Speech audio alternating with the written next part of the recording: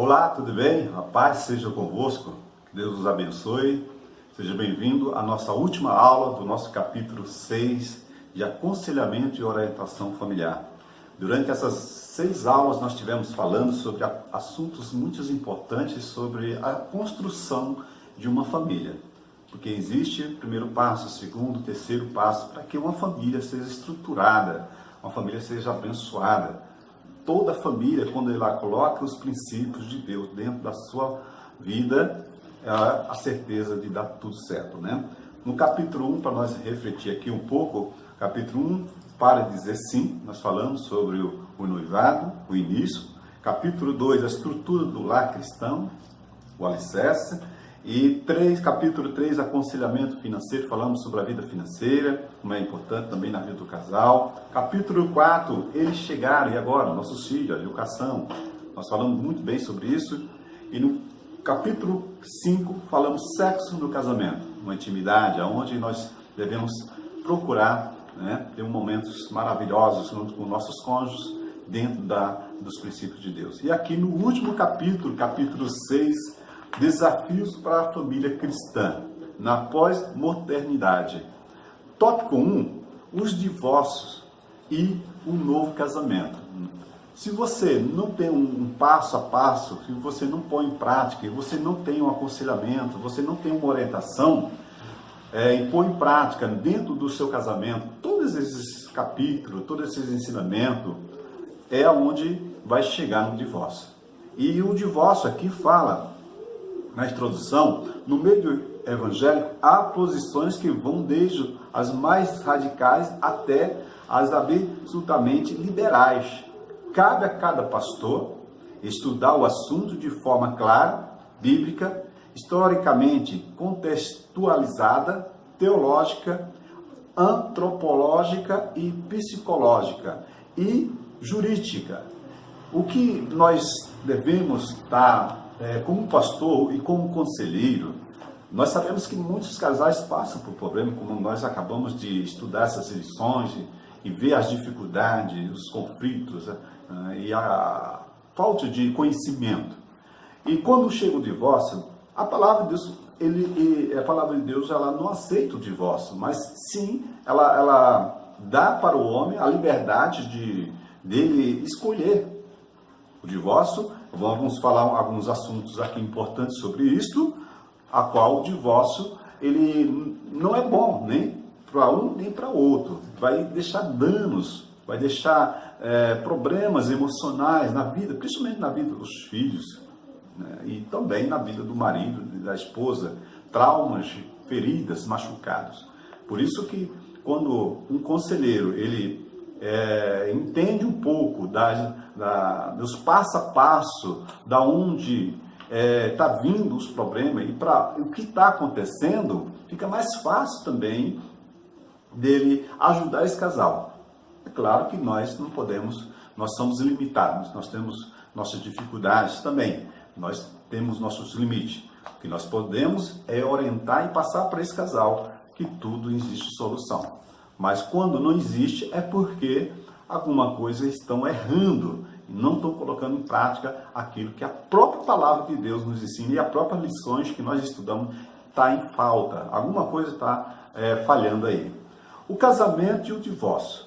O casamento é a instituição divina, o divórcio é a instituição humana.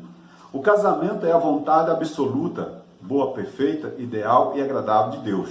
O divórcio é sua vontade permissiva, devido às questões que envolvem o adúltero, as fortes necessidades de santidade, de preservação da vida, de questões de dignidade moral e de restituição e muito motivo a mais.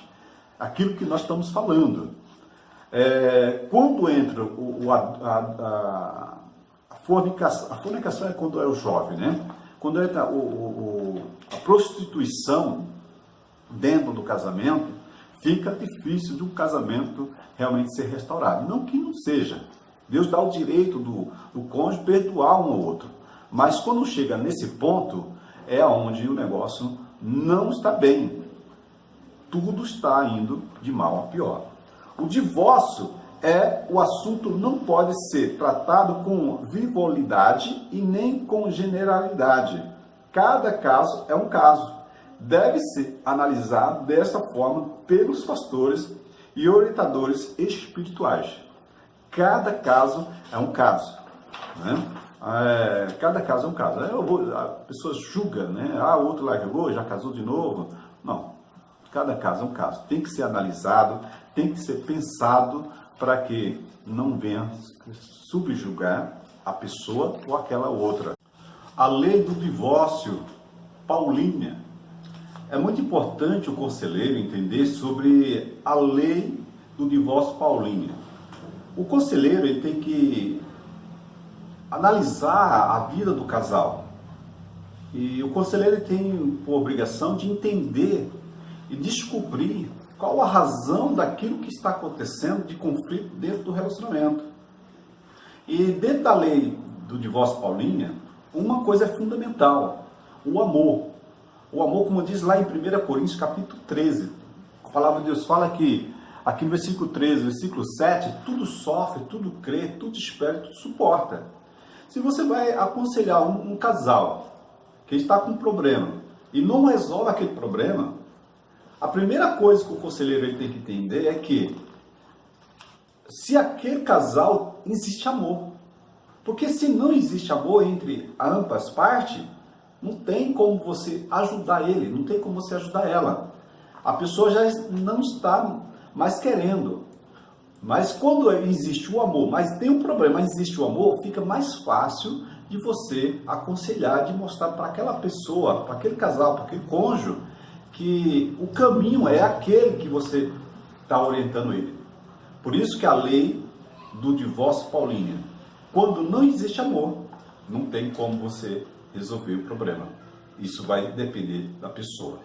O divórcio é a dissolução do casamento. A dissolução quer dizer o envolvimento do casal. O envolvimento está junto, está misturado, como diz, né, aquele ditado lá do saco de batata. O saco de batata, existe o saco de batata, mas existe o purê. Existe casamento que é igual um saco de batata. São batatas juntas, mas não estão misturadas, não estão juntas. O casamento tem que ser um purê. Ele começa como um saco de batata e depois ele se torna um purê. E quando ele se torna um purê, ele fica mais fácil de vencer as dificuldades, de vencer os obstáculos, de vencer os problemas do casamento. Aqui no final, eu gostaria de ir aqui para o final, para nós refletir um pouco sobre a Bíblia é contra. O que a Bíblia é contra? A banalização do divórcio. Ou seja, o divórcio sem causa bíblica. Um divórcio que, eu não quero mais ficar junto com aquela pessoa por causa de ideias, de pensamentos diferentes, não concordo com isso, não concordo com aquilo. Isso não é bíblico. Um divórcio não é bíblico. O divórcio só é bíblico quando há adultério, quando há pecado de adulteração, de adultério, de traição. Mesmo assim, a Bíblia ela dá o direito à pessoa perdoar, se chegar ambos a um acordo para ter a solução daquele problema e eles viver. Tem muitos casais que já traíram um outro e hoje são felizes. Claro que dentro da Bíblia, Deus condena isto. Deus não aceita isto. Mas se chegar a algum caso desse no seu gabinete, ou como você como conselheiro, você pode colocar, Deus dá o direito da pessoa perdoar. A desonra da mulher e a transformação da mulher como uma mulher objeto. Deus é contra, a Bíblia é contra isso. Antigamente, no século XVIII, muito tempos atrás, a mulher era vista como objeto. Por isso que existiu um transtorno de histeria muito grande na vida de muitas mulheres que teve que passar por psicólogo, passar por sexólogo para amenizar esse problema. E nós não podemos, dentro de um relacionamento, ver um como objeto, nem o homem nem a mulher. Abandono do cônjuge. A Bíblia classifica como abominável diante de Deus. abandonar. Existe isso muito, as pessoas abandonam um ao outro. Adultério, pois o adultério quebra a aliança pela qual Deus é 100%. Aquilo que eu estou falando para vocês. Adultério não pode existir dentro do relacionamento. Se existir dentro do relacionamento, acaba, destrói. Um novo casamento. Este é o outro assunto dissociado do divórcio. Só é justificado diante de Deus segundo a lei de Cristo, segundo a lei de Paulo. Os que se divorciam segundo a lei de Moisés, tendo como causa outras razões que não seja o adultério do cônjuge ou o abandono de descrente, caracterizam em adultério. Caracterização do adultério, né? Perdão.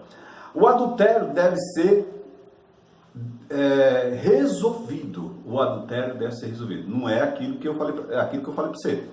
Aconteceu o adultério, eu não quero perdoar, eu quero divorciar. A Bíblia ela é a favor dessa pessoa. Mas se ambos querem um acordo, querem entrar em acordo, quer pedir perdão um para o outro, quer viver uma nova vida, a Bíblia também ela dá esse direito para a pessoa. Admitir ou arrepender-se, confessar que está em pecado, para que ambos venham ser sarados, tem que admitir, arrepender e confessar o pecado, senão não tem, vai viver o resto da vida dizendo, jogando a cara, você fez isso há tanto tempo, há tantos anos. Regularizar e celebrar a aliança diante de Deus e dos homens. É muito importante. Depois que houve tudo isso, peça para o pastor celebrar, refazer a aliança. Isso é muito importante no mundo espiritual. Entender que o novo casamento deverá ser desenvolver o padrão de Deus para a aliança e o perfil de Jesus Cristo na união. Entender que o novo casamento deverá se desenvolver um padrão dentro dos princípios de Deus. Amém? Que Deus os abençoe. Foi um prazer ter trazido essa aula para vocês. É claro que a gente poderia falar muito mais, mas o vídeo não pode ficar muito estendido. Eu espero que você leia em casa algumas coisas que é muito importante. Essa aula de aconselhamento e orientação familiar é bom você estudar, porque é um dos problemas dentro das igrejas. Família, casamento e filhos. E essas aulas, ela te ajuda, dá uma base para você poder ajudar e orientar o seu próximo, essa família tão abençoada, que a família é um projeto de Deus. Que Deus os abençoe. Faça suas atividades, entregue na sede e depois vai ter as provas a qual vamos estar passando para vocês e a data depois nós vamos estar avisando para vocês do grupo, tá ok? Um abraço, um beijo no coração de vocês e até a próxima. Se alguma dúvida você tiver, você pode entrar no nosso contato aí no WhatsApp, pode mandar para nós, que nós estamos aqui para ajudar vocês. Um grande abraço, até a próxima!